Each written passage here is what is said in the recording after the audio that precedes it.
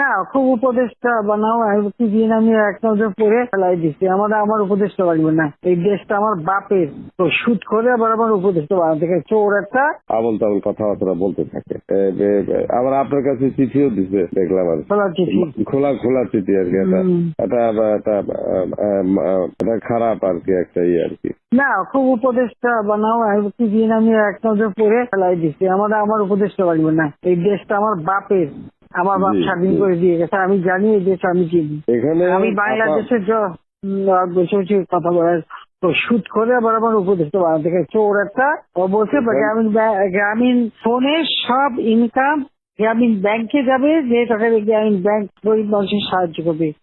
আর এই কথা করে আমার কাছে ওই গ্রামীণ ফোনের ব্যবসা দিয়ে ইউজ একটা টাকা পর্যন্ত গ্রামীণ ব্যাংকে দেয় নাই। আমি 400 কোটি টাকা গ্রামীণ ব্যাংকে দিচ্ছি, 400 কোটি টাকা।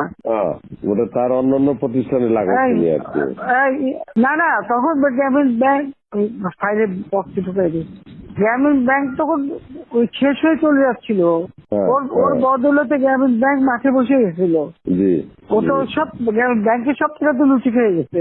তখন আমি প্রথমে 100 কোটি, তারপর 200 কোটি, তারপর আবার 100 কোটি, এটা 98 সালে দিচ্ছি, চালু রাখছি। তখন এই গ্রামীণ ফোনের ব্যবসা ছিল, এই ব্যবসাটার থেকে যে লাভটা হবে সেই টাকাটা চলে যাবে গ্রামীণ ব্যাংকের, রেগুলার গ্রামীণ ব্যাংকের একটা সোশ্যাল ইনকাম থাকবে। এই বলে ব্যবসা নিয়ে তখন যখন ব্যবসা নাই, তোমার বলে রাখি, যদি কোনদিন প্রশ্ন ওঠে বলতে পারবা, 51% মালিক হলো বাংলাদেশ আর 49% হলো নরওয়ে কোম্পানি।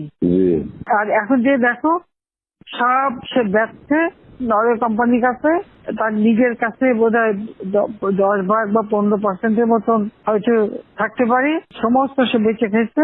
আর একটা টাকা কোনোদিন গ্রামীণ ব্যাংকে এখান থেকে দেয় নাই। আর আমরা সবচেয়ে বেশি ফ্যাসিলিটি তাকে দিচ্ছিলাম, রেলওয়ে, ফাইবার অপটিক ব্যবহার থেকে শুরু করে সবকিছুতে তাকে এক্সট্রা সুযোগ দেওয়া হয়েছিল। ওইভাবেই তো গ্রামীণ ফোনটা তো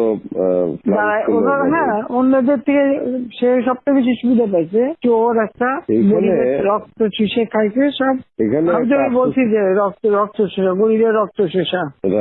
যে 30% তার হিসাব করলে 30% সুদ হতো। সে যা গ্রামীণ মানুষকে যে লোন দিত, তাতে তার যে কম্পাউন্ড ইন্টারেস্ট যদি আপনি ক্যালকুলেশন করেন, 40-47% হয়ে যেত।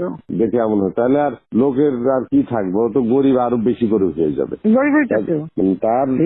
হিলারি ক্লিন্টনে, তোমরা তো ইতিহাস জানো না, হিলারি ক্লিন্টনে নিয়ে গেছিল যশোরে, তার হাত দিয়ে গ্রামীণ ব্যাংকে ঋণ দেওয়ালো। এরপর সেই লোকগুলি সাধারণ গরিব লোক, হরিজন গ্রুপ, তারা ওই এলাকায় আর থাকতেই পারে নাই, কারণ ওই ইন্টারেস্ট দিতে তারা ফকির হয়ে নিজের যে বাড়িঘর ভিটা মাটি তাও কেড়ে নিয়ে গেছে। তারপরে তারা ওই এলাকা থেকে হারাই গেছে। দেন আমি খুঁজছি একজনের পাশে খাগড়াছড়ি, সেখানে যে এসে কাজ করে খায়, আর একজন বোধহয় নীলফামারী নদী আসবে কোথায়, যে এরা ওই পরিবার সদস্য ওই এলাকা থেকেই হারাই গেছে।